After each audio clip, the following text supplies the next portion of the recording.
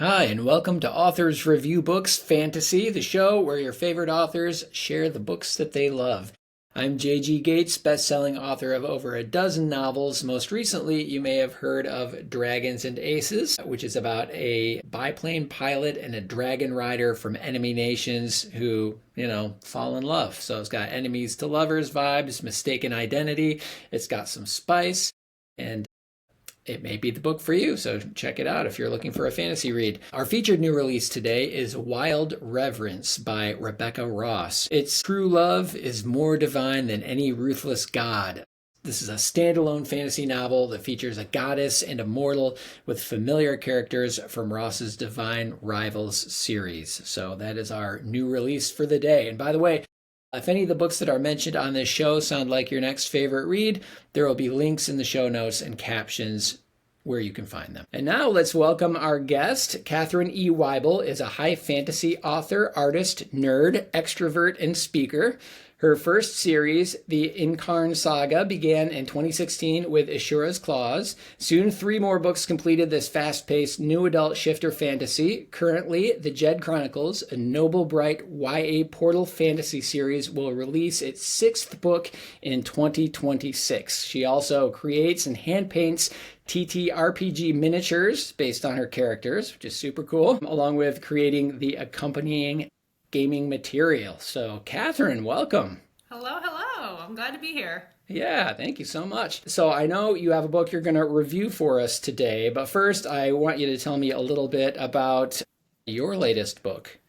Well, actually, I'm going to throw it for a loop. I'm actually, instead of talking about the latest book, which is part of the Jed Chronicle series, my YA series, I did want to kind of focus on The Guardian Speaker, which for people who like, especially in the darker side of fantasy or mythic-based retellings, this may be the one for you, since The Guardian Speaker, as of the end of last year, is now a complete series of 16 novellas, and they're pretty much a deep dive in Nordic myth. You follow the point of view character, this young female, essentially Viking character, who was born with the ability to see and communicate with everybody's animal-shaped guardian spirits, but because of her ability is so rare that people look at her talking to herself and pretty much think she's a little crazy, and so she's been ostracized her whole life and kind of shunned out of society, and so she lives on the fringes of the village, and where she thinks at that point of her life that she's okay just doing what she's done.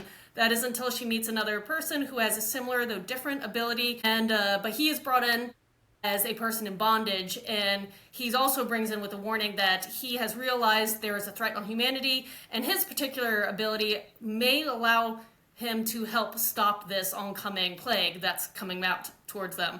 So she does the first big decision of her life and frees this man, and in doing so, and the repercussions that follow send her and her family on this essentially a Viking odyssey throughout all 9 realms of Nordic myth. So that's my series in a little nutshell, and I'm really excited about it. The first, as I said, they are novellas. They come out independently, and then originally I bundled them in sets of 4, so in like print versions. But what's really exciting for me, in the next few months, I'll be launching in November. I don't know between the time gap between filming and release of this, but in November I'll be launching my special limited deluxe edition of this series, and they're going to be bundled in a set of 1 through 8 and a set of 9 through 16, and they're going to have the works, the sprayed edges, the foiling. I have worked with a variety of artists, so you can have character art and beautiful scene art and everything you kind of hopefully want in a special edition. So for me, that's really exciting, and so that will be my last kind of gearing up release for the year, and I'm really just thrilled. Love it. Nordic Odyssey and, beautiful fancy books. You got to love that. Yeah. Is it going to come to Kickstarter? Is that what you said? Yeah, so Okay. This will be a Kickstarter launch, and I'm aiming usually for the third Tuesday of the month, though if you ask me what date that is right now, that is so far in advance because I am right now just working behind the scenes of setting up that Kickstarter, and then that means after I hopefully fund the project, we'll be releasing these beautiful books to the world early next year. That sounds super duper fun. I love it. I'm going to definitely check that out. Cool. Now you have a book I believe that you are going to review for us today. Is that right? Yes, of course. And so there were so many books in the world I could have chose. Today I decided to pick one of mine that when I read it a couple years ago, I was just stunned. It was just so phenomenal to me. And this is Akithar's Greatest Trick by Jason Dorough. And if you like these vast, sweeping, epic style fantasies with huge cast of characters, so many things going on, so many plots and subplots and counterplots going on, this book is probably the one for you. There's that heist, there's this magical element, and it pretty much, the story in a nutshell for this one is it's set in a world where magic is outlawed. And only the ruling person of this region can control magic. And so anybody who's born with the gift of using magic is hunted down. Now, in this one little town called Coolbridge, if I pronounce it correctly, there is a famed magician, the stage magician. And so magicians are okay as long as you're using technology and sleights of hand. Cool, that's for showmanship. But he is so good that it brings the suspicion to him that is he actually just using tech or is he using magic? And so the Empire sends people to investigate. And so the book's called Akithar's Greatest Trick. The stage magician, of course, is Akithar himself, the Great. And it's just this phenomenal book. Again, you think you know what's going to go on, and you definitely don't. There are, I don't remember if there's like over 20 POV characters, huge cast of everything from, you have that wonderful antagonist, you have multiple different kind of protagonists, everything from the villains you love to hate to those that you sympathize with. You have some obscure characters that you think they're just going to give you a little bit, a glimpse of the world from their point of view that end up being very impactful in the end. And one of my favorite things about the book is that the main character, arguably the main character, Akithar the Great, is actually not a POV character. His whole story is told by everybody else. So this was the first time I've ever read a book where the main character is not the one who tells his own story.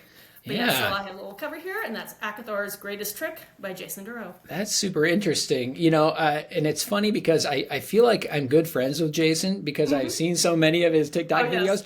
I have never talked to him before, but like if you say Jason Dorough, I'm like, oh yeah, my buddy Jason. It's like, he just gets such great, thoughts in his TikToks and stuff like that. That I love the guy, but I don't know him. But he's a very insightful person, and I will have to say I'm a little biased because we get to see each other at least once a year, and we've been booth partners for a couple years over at Dragon Con. But despite that, or on top of that, I genuinely love his book, and it's probably one of my favorite fantasy books that I've read. Outside of this wonderful series where there's dealing with luck gods because it's such a creative magic system, Oh, that sounds familiar. Yeah. I wonder where I found that one. Yeah, it sounds very familiar. So going back to Akithar's Greatest Trick, I know that a lot of readers tend to think in tropes. And so you kind of touched on some of the tropes, but what are some of the big tropes that readers can expect in this series? Well, there is definitely a heavy aspect of found family with the magician trope that goes around Akithar, and you get that it's not a shy trope that it's in your face there, but there's definitely, again, the subtle aspects of heists and the whodunit aspect. So if you like kind of those mystery plays, there's definitely some of those tones in there as well. Again, the banished magic trope, the catch me if you can. There's a lot of political intrigue. If you like those kind of political-based stories, this one definitely has those layers in it as well. So there's a lot going on for this book, and depending on what you want, you probably find stuff, even subtle tones of various romances throughout as well. Yeah, that's the next thing I was going to ask about is romance. So it's got some romance. That sounds like it's not like a romantasy, right? But it has some romantic subplots. Is that right? Yeah, because there are so many characters. There are definitely, various characters at different stages of various relationships. Some, it's the new relationship. Others have been a long-term couple. And that just kind of goes into play of when you have these big epic-style fantasies where you have so many POVs. Love is always going to be part of it. But in this one, this is a zero-spice fantasy. You're not going to get that. But if you like you love the aspect of love, you're going to get some of that in there as well. But it is not the focus because it's a little bit more, again, on the whodunit and these layered plots of, is Akithar an actual magician and using magic? Is he not? And if he is, can he escape the grasp of the government that's trying to pretty much eradicate magic from the land? Yeah, I love that. It sounds awesome. So which character would you say jumped out at you the most? Is it Akithar, or you said there's a lot of characters in there? So maybe, which one or which couple of them really stood out to you?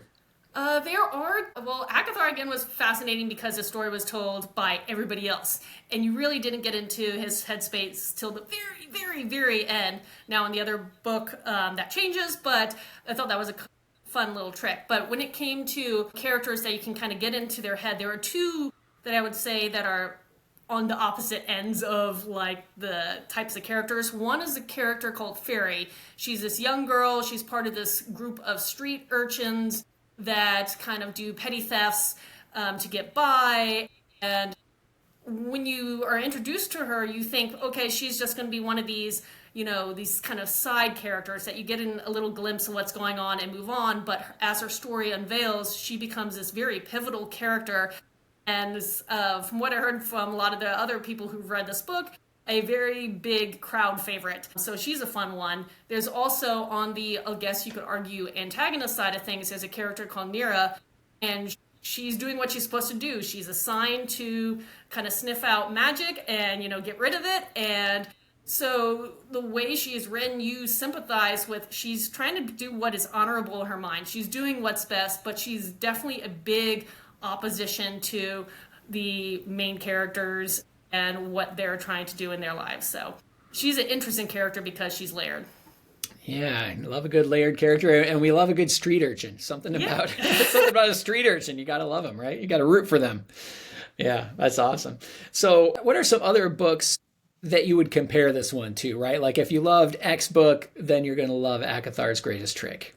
Okay, so this is always a hard one for me because I will tell everybody the way I fell in love with reading and everything. I went to ancient epics, and only in the recent years I'm reading more concurrent and iconic stuff. So my repertoire of names to use is far shorter than probably it should be.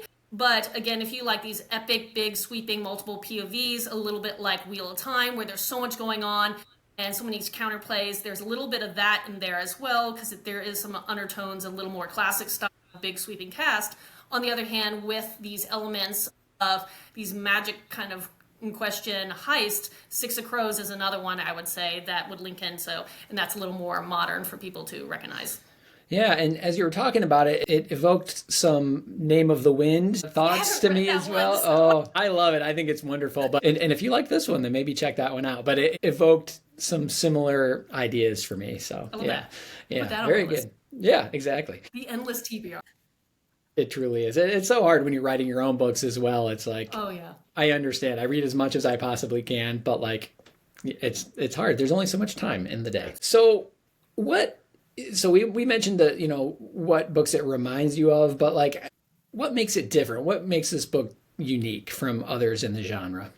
Well, I'll definitely go back and I'll repeat this as much as I can because I found this fascinating. The main character doesn't really have a say of his own story. It is, you see him from everybody's point of view, and of course, based on the character's own kind of agendas and relationships to him, or prejudices against him, you see him from everybody's point of view, and as a reader you're trying to figure out and pick apart what is the actual truth of the main character and who really is he and what is his real end game, and is he a good person, is he a bad person, does he have magic, does he not. And so I thought that was, again, just a wild and very creative way to tell a story. Was you're telling the story of a character through everybody else's eyes. Yeah, I love that. That's a really neat and interesting device. That's really cool. Final thoughts. Anything we haven't touched on that people really need to know about this book? I would say the Akithar's Greatest Trick is a first book of a series. It is a series that's going to be a longer one, but I will admit, because I know there are people out there who wait till the end of a series being published, it's not going to be finished for a while. But if you like that interim and just excited about getting into it, I highly advise it. There is a prequel. It's definitely on the heist focused of the obscure character. And then the sequel, the direct sequel, Lysandria's Deepest Fear, recently released last year. So, and they're big books. We're talking about, this is the smaller one of the series, and it is, I don't remember, just shy of 600 pages, and the other one is, I think, about 800 pages. So it's gonna give you a moment to read, but I would say I enjoy them. I would advise them, and don't be shy of a big book. I love big books. Absolutely, right? Yeah, just more time in that world. Since you know Jason a bit, do you have any idea how many books he's planning for this series?